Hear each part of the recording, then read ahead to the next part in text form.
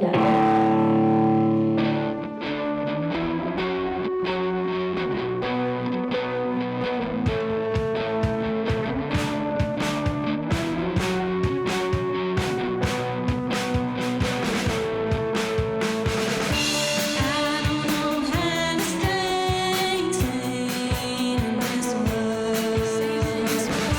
I see it to be really important to find ways that we can connect and create community with each other so that we can care for each other in these very overwhelming times. Releasing my music, releasing these messages really kind of stems from my own existential anxiety that I feel being an organizer and seeing the harm firsthand that industries like Suncor and the Western Stock Show causing all the gentrification. We even have a data center that's being built now down the block that's only going to exacerbate these issues. The event kind of came together because of needs that were arising in the community. Song and I started the Sunflower Society Art Collective, and since we both work at the greenhouse, we have a saying, sunflowers, not Suncor, and so our art collective is really centered on how we can find resilience and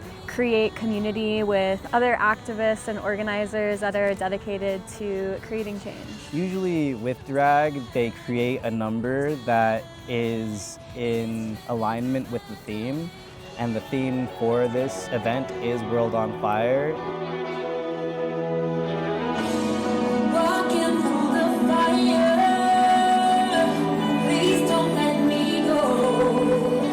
Red has been talking with us and planting seeds about potentially putting together a drag show that they can put the lineup on for.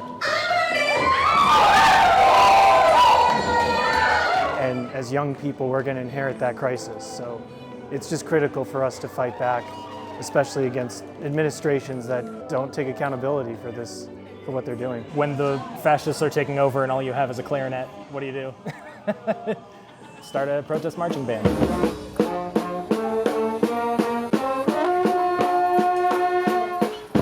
We have our instruments and we want to do something against this fascist regime, and we all have found the thing that we can bring to the table, and that's morale, the joy of music and bringing joy to resistance. Even though we are musicians and creatives, there is always a reason why we are doing events, and it always is pointing toward the actions that we can be taking and spreading information about what is currently happening with the world and with the climate and how can we address it.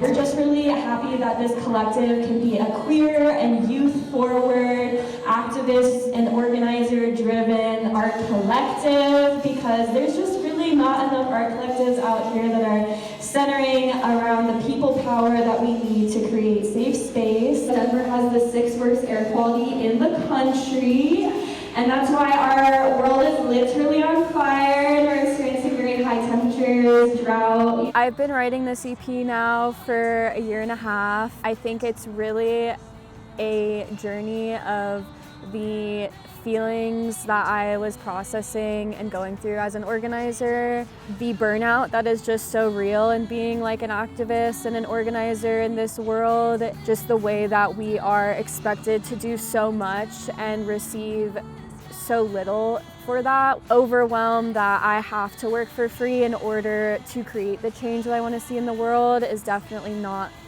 what should be happening. A lot of people just kind of realize that we're in a bad place with our climate, with, you know, just our politics, our world, whatever it might be, and they have this idea of like, you know, we're just gonna let it happen.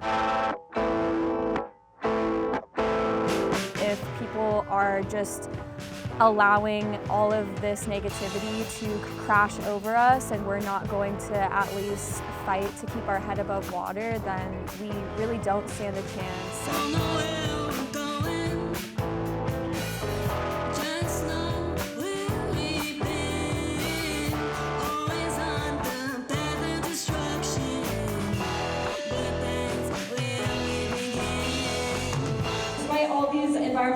difficulties that we do face. All of these art forms are really a way for us to find joy in this world, and joy being a way for us to alchemize, darker feelings into what we need to carry us through to find the hope. And I think our biggest weapon to fight back, that coming down to our voice and how we're coming together to raise our voices and fight back. Art has been a way for me to express my feelings for as long as I can remember. It can convey feelings that are beyond words, that can be understood really only by the heart and the lived experience. Activism is like a major place where I put my creativity right now too. We act out sketches, we plan skits at our protests. There's always dancing. These events, these actions, these protests, the amount of feedback that we get that's positive from folks in the community, folks that hear us, folks that aren't even in the protest that happen to notice us march by as we're going and start to ask, hey, what's that band doing there? It's just like such a creative outlet to make sure that people don't burn out because they're just all work and no play or something too. It has to be both. There is this war against complacency and disconnection that I feel like we're facing. That's why it really comes down to how we get organized in community and yeah, just take action against all these horrible corporations. As we do just provide more music accessibility, both with this open mic and jam that we do, Rainbow Rhythm, and also with events like this, we can allow people to see the true power of music as a vessel for a larger message.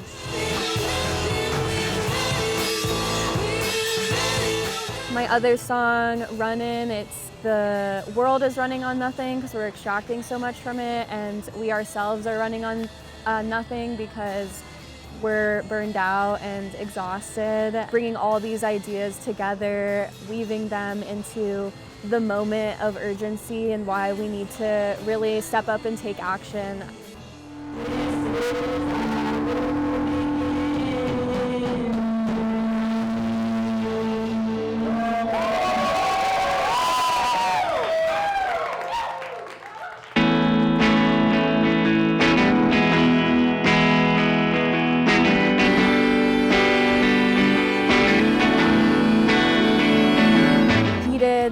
Is kind of a collaboration that I was actually able to do with Sam Bosch, who helped to mix and master my music, and just the kind of friendship that we've been able to build through collaborating with each other, the evolution I've been able to have with my music through them, and they're also my drummer now. We have a full band. When I first started out, it was just Song and I, and now yeah, we have a drummer, a bass. It's kind of just become a whole collaborative moment. The world is literally on fire.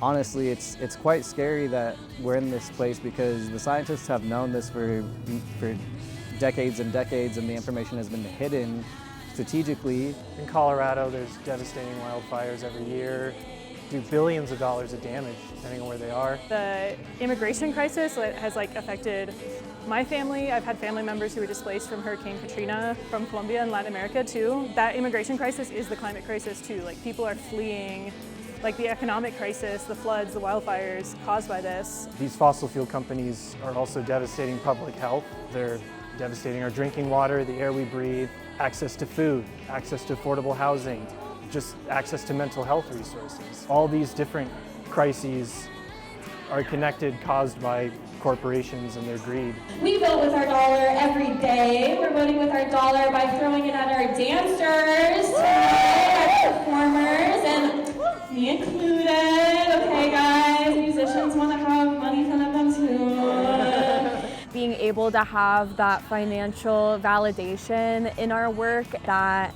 encouragement that what we are doing is important, is valuable, and deserves to not only exist but be compensated for, is vital to how we're able to continue to fight back against these systems and connect and create community with one another. If we don't have the ability to take care of ourselves and feed ourselves and have the resources necessary to flourish, in this work, then this work simply will not get done. In order to be able to face these incredibly well-resourced adversaries, it's important for us to also have resources to be able to do this important work of advocating for the community and doing what we need to not only face the hardship, but also remain alive and keep ourselves and our communities alive and well-fed and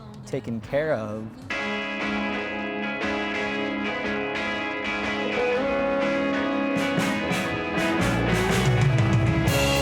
Hope is an action. Hope is not, just an adjective. We create hope through our action. Oh no, it's a red alert. We got a world on fire and a world full of hurt. The way that we continue to remain hopeful is by proving to ourselves that our actions do have impact.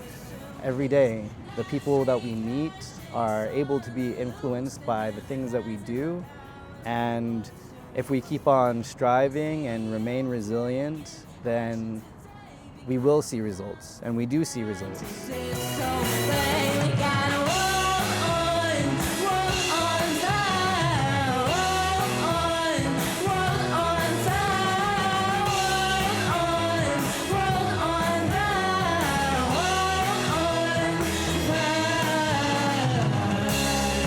It's been because of our ancestors fighting the fight and sticking to it and remaining resilient, and it is now our responsibility to walk in those same shoes and remain resilient to fight for a better future for us all, whether we have children or not, just for the world.